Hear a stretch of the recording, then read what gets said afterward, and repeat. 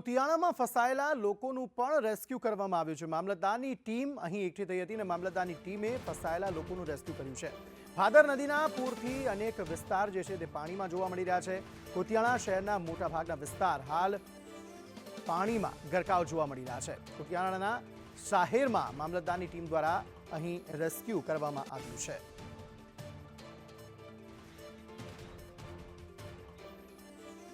संवाददाता नागेश परमार जोड़ाई गया है। बातचीत करने માટે नागेश, केवी परिस्थिति हाल ત્યાં?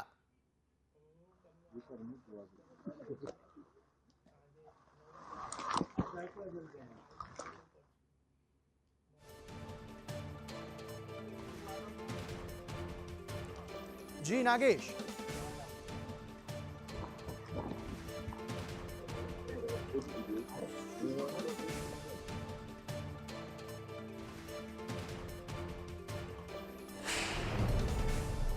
ભાદર નદીએ ભયંકર સપાટી વર્તાઈ છે અને કુતિયાણા શહેરમાં પાણી ફરી વળ્યા છે। ત્યારે એનડીઆરએફ ટીમ છે અલગ અલગ વિભાગમાંથી લોકોનું રેસ્ક્યુ કરી રહી છે। ખાસ જ્યારે કુતિયાણાના થેપડા ઝાપામાં વધુ પાણી વિસરતા જ ફાયર બ્રિગેડ છે પોરબંદર વિભાગને રેસ્ક્યુ હાથ ધર્યું છે। ત્યારે શું કહેશો, કેટલા લોકોનું રેસ્ક્યુ કરી રહી છે?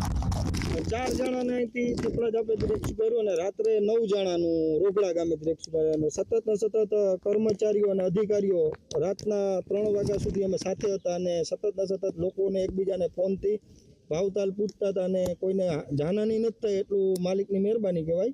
આ વિસ્તારના અંદર હજી તો પાણી વધશે એવી ઉપરથી આગાહીઓ અને ઉપર ભારે વરસાદ હોવાના કારણોસર આ દવાખાના વિસ્તારમાંથી લોકોને કાઢ્યા છે અને હજી તો પણ લોકોને કહીએ છીએ કે જેને નીકળવું હોય તો હાલમાં ફાયર બ્રિગેડની ટીમ છે જ કુતિયાણા, પણ એ કાઢવા તૈયાર છીએ। પણ કહેવાનો શ્રેય એ છે કે લોકો હજી તો ઘરના બાયણે નીકળતા નથી, અંદર દબાઈને બેઠા છે।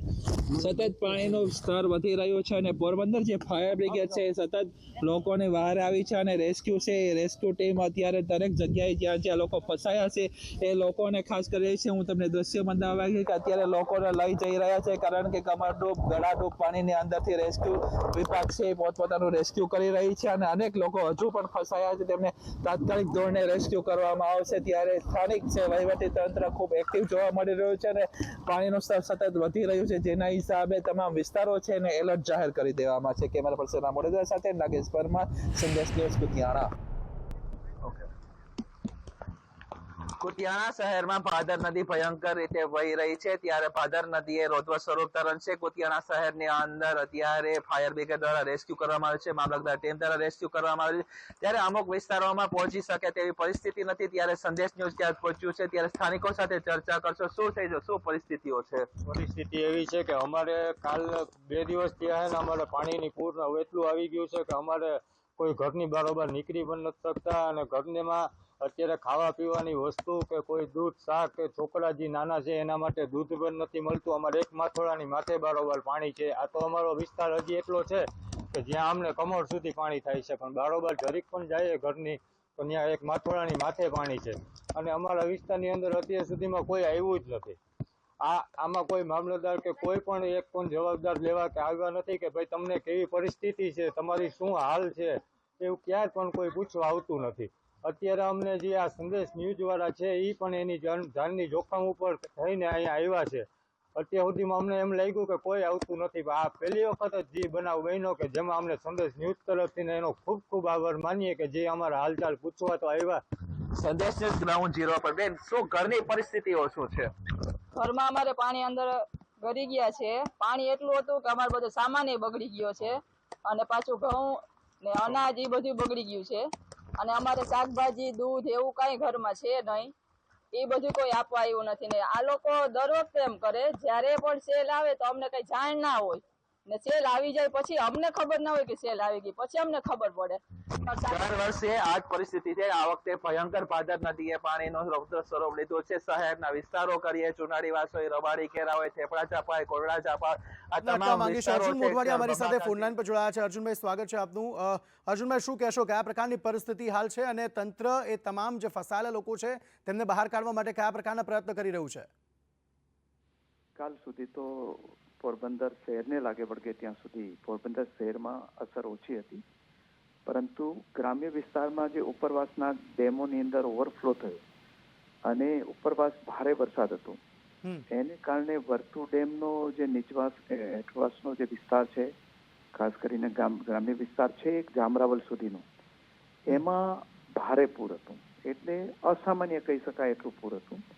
અને એમાં ઘણા જ લોકો ફસાયેલા હતા અને એની અંદર રેસ્ક્યુ કરવાની કોશિશ પણ થઈ હતી એ વખતે. અને એમાં છતાં આજ દિવસ સુધી એમાં કોઈ જાનહાનિના સમાચારો નથી.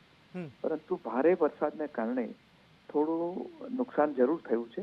પરંતુ અત્યારે જે છે એ વર્તુના દરવાજા લગભગ 60% બંધ કરવામાં આવ્યા છે. 40% દરવાજાઓ છે ખુલ્લા છે. એટલે પાણીનો ઉતાર ત્યાં શરૂ થઈ ગયો. સર, કોઈ અલગ શેલ્ટર હોમ બનાવવામાં આવ્યા છે ખરા આ ફસાયેલા લોકો માટે? કારણ કે અત્યારે પરિસ્થિતિ એવી છે કે સંદેશ ન્યૂઝ પ્રયત્ન કરી રહ્યું છે કે તમામ જગ્યાઓ બતાવે, પરંતુ હજુ પણ એવી કેટલીક જગ્યાઓ છે કે જ્યાં રેસ્ક્યુ કરવાની જરૂર હશે અને સંદેશના રિપોર્ટર્સને પણ ના ખબર હોય. તો શું આપને એ બાબતની જાણ કે ક્યાં ક્યાં લોકો હજુ પણ ફસાયેલા છે અને શેલ્ટર હોમમાં એ માટે જગ્યા કરાઈ છે ખરી? અને પોરબંદરના વર્તુના નીચેના વાસની અંદર હાલ અત્યારે કોઈ ફસાયેલું નથી અને બધા જ અત્યારે સલામત છે. જ્યાં સુધી ખેડ વિસ્તારને લાગે વળગે છે ત્યાં સુધી કંટોલ અને એરડા ગામોની અંદર 2 જગ્યાએ હજી લોકો ફસાયેલા છે અને ત્યાં એને રેસ્ક્યુ કરવાની માટેની એનડીઆરએફની ટીમ અને નેવીની ટીમ એના માટે પ્રયાસો કરી રહી છે. એ સિવાય ગ્રામ્ય વિસ્તારમાં એટલા બધા સમાચારો નથી, પરંતુ જે ગ્રામ્ય વિસ્તારની અંદર ખાસ કરીને ઘેડ વિસ્તારમાં હજી પણ ભારે ભરાયેલા છે. પરંતુ પોરબંદરમાં આજે સવારથી થોડું પાણી વધારે આવવાની શરૂઆત થઈ છે અને ગઈકાલ રાતથી શરૂઆત થઈ હતી. વરસાદ ધીમી ધારે પોરબંદરમાં ચાલુ છે, પણ જે ઉપરવાસ ભારે વરસાદ થયો એને કારણે આ થોડીક પરિસ્થિતિ બગડેલી છે. એટલે જે નીચવાસના વિસ્તારો છે એ લોકોને રેસ્ક્યુ કરવાની જરૂર નથી, પરંતુ એને જે શિફ્ટ કરી અને સલામત જગ્યાએ લઈ જવાની કાર્યવાહી સ્વયં પોતે અને લોકોને સમજાવીને ત્યાં સ્થળ પર આવવાનું કહેવામાં આવે છે. પણ એટલી પરિસ્થિતિ હજી પોરબંદરમાં ગંભીર થઈ નથી. જો વરસાદ અત્યારથી જો વરસાદ બહુ વધે નહીં તો ગયા વખત જેવી સ્થિતિ અત્યારે આ વખતે થઈ નથી. એટલે કુદરતનો એ માટે આભાર માનવો રહ્યો. ઠીક છે, આભાર અર્જુનભાઈ અમારી સાથે જોડાવા બદલ. ચોક્કસપણે, પરંતુ સતર્ક તંત્રએ રહેવાની જરૂર પણ અત્યારે જરૂર જણાઈ રહી છે.